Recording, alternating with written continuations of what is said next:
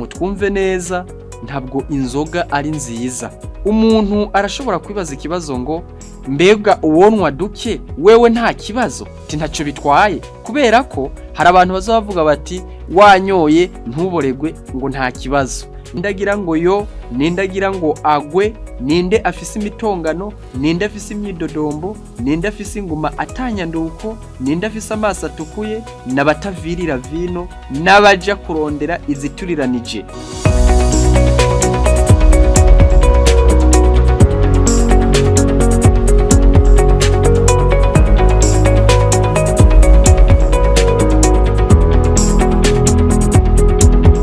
Muri kano kanya tugiye kwigira hamwe ijambo ry'Imana. Uwo muri kumwe ni Ngendakumana Moise.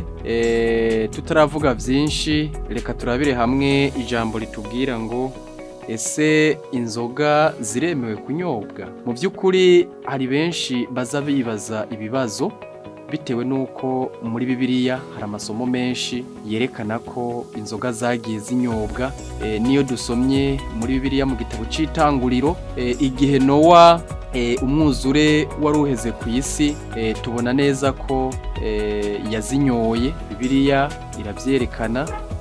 Tukabona n'ayandi masomo nk'isomo riboneka mu gitabo cyo gusubira mu byagezwe 14 uhereye ku murongo wa 25. Iryo naryo abenshi iyo barigeze ko berekana ko Imana yemeye ko abantu banywa inzoga.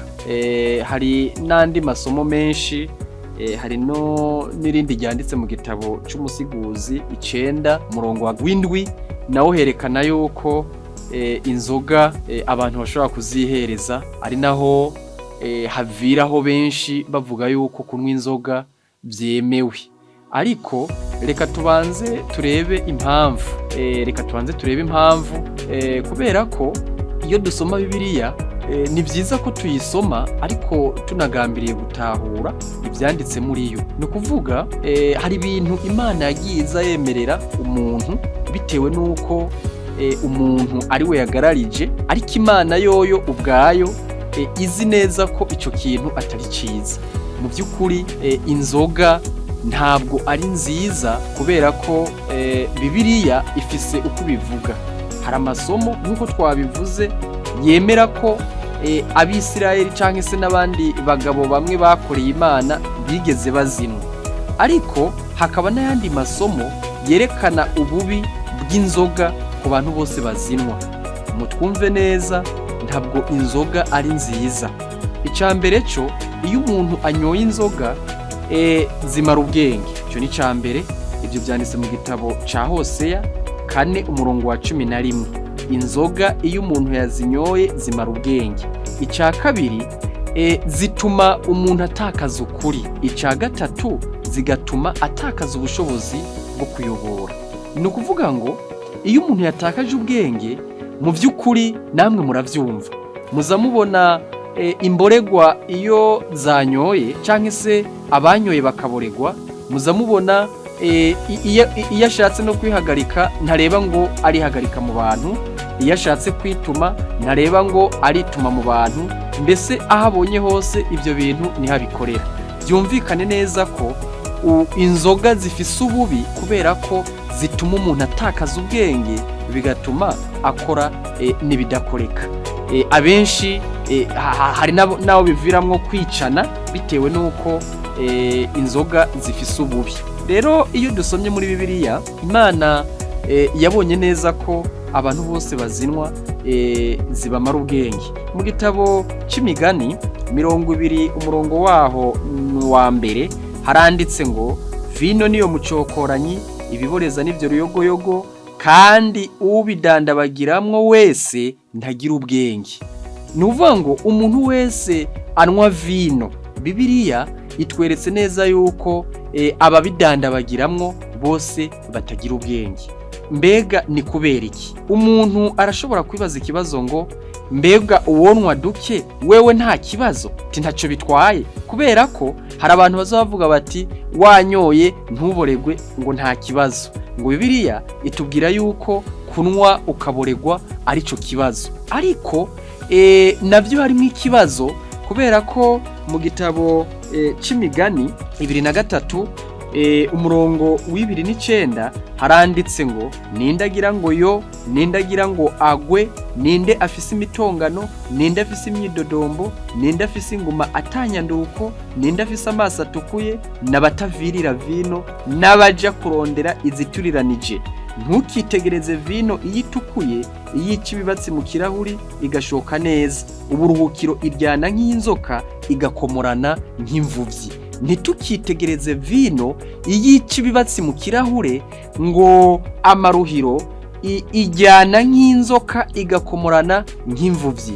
Mu gitabo cy'umusiguzi ni 10 umurongo wa mbere handitse ngo ubupfu naho bwoba buke bwonona ubwenge n'icubahiro. Nuvuga ngo utwo witwa duke, utwo uvuga yuko kutunwa taco bitwaye, ngo ahubwo igifisi ico gitwaye ari ukunwa ukaboregwa. Ariko reka tubabwize ukuri, ntabwo inzoga ari nziza, kandi Imana ntabwo yari yarashimye kuziha mwene muntu, kuko nayo ubwayo yari izi ko atari nziza. Ku bakunda gusoma igitabo ca Yesaya 28 umurongo w'indwi, igihe cyagiye kugera bitewe nuko Imana yabona abayuda cyangwa se ubwoko bwayo bwivayanga mu biboreza, bituma Imana ivuga aya majambo mu gitabo ca Yesaya 28.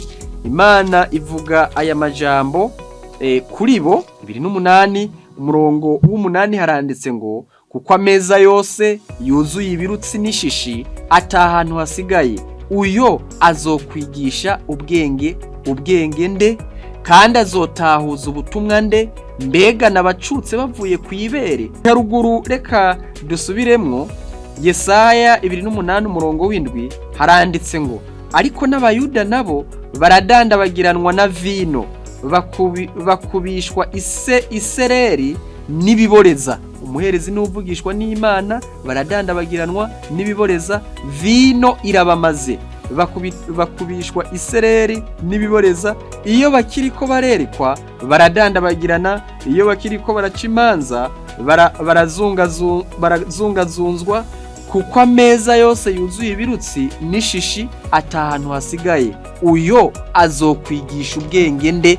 Imana imaze kubona aba bantu batwawe n'ibiboreza, iravuga ngo aba bantu wapi, kubera ko iyo abantu banyoye inzoga zimara ubwenge, zibakuramwo ubwenge. Muri kino gitabo ca Yesaya kitweretse yuko abantu mwene abo atabwenge bo kwigisha, kuko nabo ntabwo bagira. Mu gitabo ca Yoweri, Imana hagiye kugera igihe iravuga ngo izo nzoga murazatswe, kubera ko yabona mu by'ukuri aba bantu atamurimo wayo bariko barakora neza. Mu gitabo ca Yoweri igice ca 1 umurongo wa 5 haranditse ngo nimwikangure yemwe mboregwa, murire namwe abakamira vino muborogwe, muririre vino ziryoshe kuko zikuwe mu kanwa kabo. Rero Imana imaze kwitegereza ibona neza ko kunywa inzoga icambere twamaze kubona yuko zimara ubwenge ku bantu bose bazinwa. Ikindi naco twamaze kubona neza ko umuntu atakaza ukuri, kuba imvuga kuri. Ica gatatu agatakaza kuba umuyobozi mwiza, na cyane cyane ko inzoga mu ngo nyinshi abazinwa ku bapapa ndetse n'abamama, ingo nyinshi byaradabanganye. Kandi ku bantu dukoresha inzoga uko zaba ziri kose, igihe cyose wovuga ngo kuzinwa ngo ntaco bitwaye, ngo unyoye duki, ariko dukwiye kuzirikana yuko ikinyobwa ciza Imana yatugeneye cyubaka umubiri, kigafasha ndetse buri rugingo rwose rugize umubiri na amazi. Ibirenza amazi mu by'ukuri ntabwo ari byiza. Rero reka mwumve ko inzoga kubazinwa tugakoresha amazi, kandi amazi niyo meza kubera ko impagarike y'umuntu igizwe n'amazi. Reka Imana idufashe iduhe kumva rino jambo no kuryumvira mu izina rya Yesu.